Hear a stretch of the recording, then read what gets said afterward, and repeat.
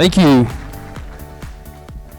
Thanks, everybody. I'm guessing most people don't actually know who I am, which is actually why that's the best evidence that I have that I'm the proper candidate to be giving a talk against growth. I'm an expert at staying small and unknown. Hey, I am Dave Kiss. I am a self-taught full-stack solo developer. I work out of sunny Cleveland, Ohio. Oh, I love it. Thanks. That's not the reaction I was expecting to hear, actually. But I have one product called Vimiography. It's a WordPress plugin. It's been my main gig for 6 years now. And it runs on over 10,000, what it is a video course, runs on 10,000 video course portfolio membership sites on WordPress. 2,100 active subscriptions, and I'm adding about 75 a month. And it's actually here in April after 6 years, it's been the best month yet in terms of revenue, which I'm really excited about, but that's not why I'm here. I'm here to talk about the case against growth and why I'm staying a solo developer. I'm not actually trying to convince anybody to do what I'm doing, but or to not hire or to not make any more money. But I am interested in kind of encouraging you to rethink what growth actually means to you. So let's get going. I got 3 main takeaways for you today, or at least to talk about what works for me. And the number one that I want to talk about is this idea of growth in general. So this talk was actually voted number 2 in the attendee talks. And the reason I know that because I wrote some code to parse the source code of the voting app. Somebody needs to check that. But the first time I ran this, it came back at number 5 with 88 votes. And at number 4 with 89 votes was a guy that actually knows what he's talking about, Tom from FE International, with lessons learned from over $100 million in deals. And I thought, wow, that's some juxtaposition there. There's a lot of questions being asked in the audience, a lot of hard problems swirling around in your hearts and your minds. And I think the reason why there's so many questions around this idea of growth is because by default we have this definition in our minds of what it means to grow. We assume for growth to mean getting bigger and having more customers, more revenue, more products, more employees. But to me, that's sort of a half definition. It's sort of the one that's scripted for us. It's delivered to us. It sort of reminds me of almost like getting into the social construct of getting into maybe a relationship that you get married because it feels like the right thing to do, not because it's actually a good idea. So maybe it's you're marrying your co-founder and you're moving into your first product together, and now you're thinking about growing the family and raising some kids, and eventually one day you find yourself out on a riding lawnmower staring at your hands wondering what the hell you're doing with your life, where the last 10 years went. So for me, my idea of growth is a little bit more closer to the middle. And I like to, rather than just build more products and more customers, I like to have authentic relationships and build my relationships and grow my relationships with existing customers, with new customers, with the people that I work with. For example, on my website, I have a live chat tool. It's called Small Chat. Just goes directly, every single pre-sales question goes directly to my cell phone. And some people might think that's the most idiotic thing that you ever heard. Maybe it is.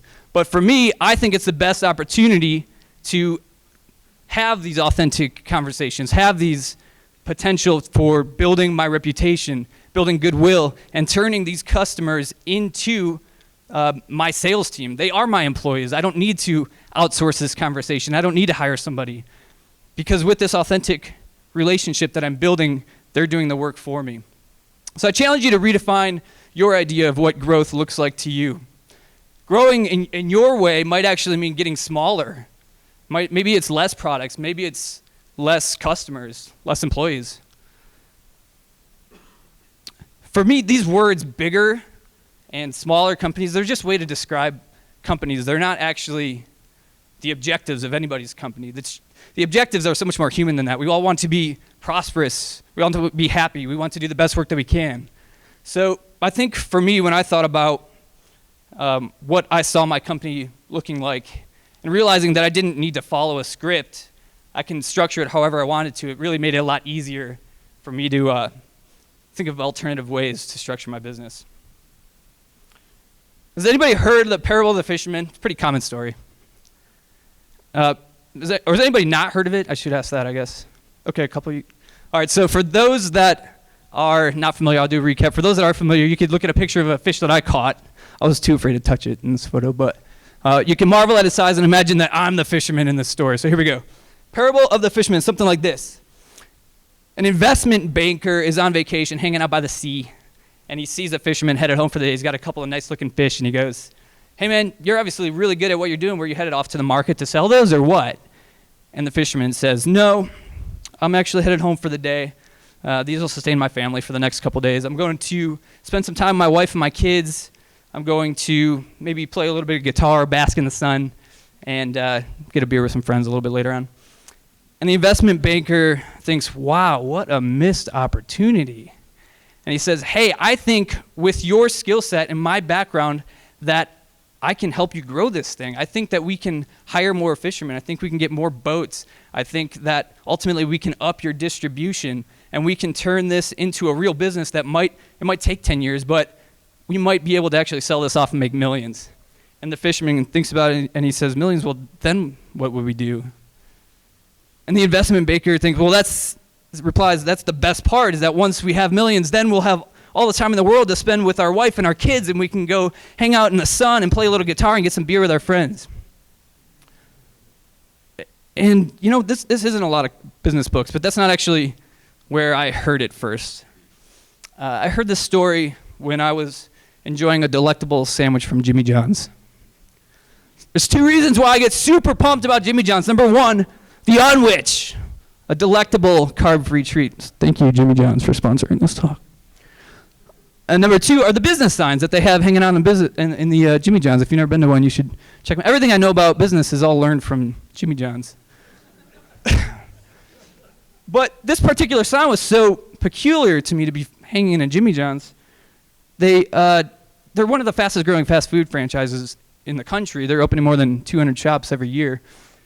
But here we have this story. So I had to know more about why is this particular sign in Jimmy John's. What's the real reason for it? So of course I contacted Mr. John on Twitter and I said, "Hey Jimmy John, what's the backstory with the signs in your restaurants? I need to know for a talk. I might have to give it a conference coming up."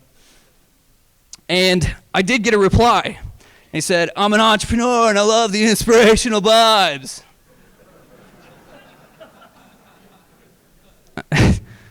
That might have been a canned reply from like a text expander. I don't know. But that didn't answer the question. I want to know what's the real story here? What's going on?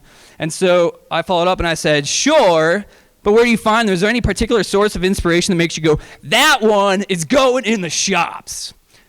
And I got no reply from that one. And I like to think it was because maybe I caused Jimmy John to have his own little existential crisis. Like he was looking on entrepreneurialsigns.com, all of his bookmarks, and going through, and he starts reading them, and he like didn't know what to say to me in reply. But it really begs the question, when are you content with enough? Do you know your reasons, number two, for why you got into business in the first place or why you want to grow? Are you looking to hire because it's actually going to help you with your business objectives? Or are you just looking for a new friend? If you need a friend, give me a call. I'm all right at Catan. My reasons, I value my autonomy. I value my time. I don't want to be sitting at a desk day in and day out. I love to travel. I get to travel with my wife. I got to rebuild a 1973 Honda CB350. I'm doing Wednesday morning learn to golf lessons so I don't make an ass of myself anymore. And I need to protect this. This is one of the reasons why I wanted to always work for myself in the first place, is have that autonomy. Is growing my business going to allow me to do more of this or less of this? What about you? Are you still doing your favorite things in your business? Are you still doing what you want to be doing, what you set out to do? There are ways that you can grow your business without getting bigger or doing extra. You can double down on things that you already have that are working in your favor and see a step towards your actual business goals. And I also like to think about what changes you might make in your business might have on your existing customers. Is it going to make those relationships better? Is it going to make those a little bit more difficult to deal with? Because ultimately, what we're trying to do is to avoid compulsively making decisions that might end up making things worse. So when I got started in selling products online, I was just so enamored by this idea that I could just create something and start selling it. So I would just I would create 7 or 8 or 9 of these different plugins for WordPress, and I was trying to sell everything without even any thought about the consequence of where I was going to find myself or how to deal with it once I got there, all the customer support, all of the focus issues that I was dealing with. And so luckily I was able to kind of command Z that whole situation and revert back to where I am now, which is somewhere that I can actually get things done. Growing this compulsive growth in business can cause all sorts of additional side effects. It can it adds additional risk into your business. It can slow the decision-making process by introducing more and more complexity.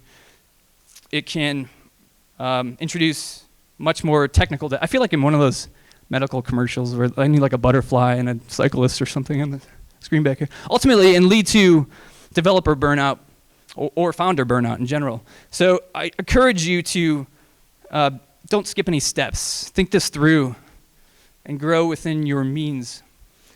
And the internet in general is one of the best things ever. I mean, I guess we're all here because of it. But not only can you learn something instantly, instant access to solutions, or at least clues to solutions for every problem that we have, but it also just so happens to be the best business platform ever created, where we can learn something in our bedrooms on YouTube, and then the next week be the expert selling and teaching to somebody halfway across the world. And many of us in this room have that exact story. So it's important that we can keep our ambition in check. First, figure out who it is that you want to be and build that into the core of your product or your company, because I'll leave you with this. The best way that I know to build something that feels scalable and feels sustainable isn't in an app, and it's not in a book, and it's not in a podcast. It's just doing and being you. So thank you. Thanks for listening.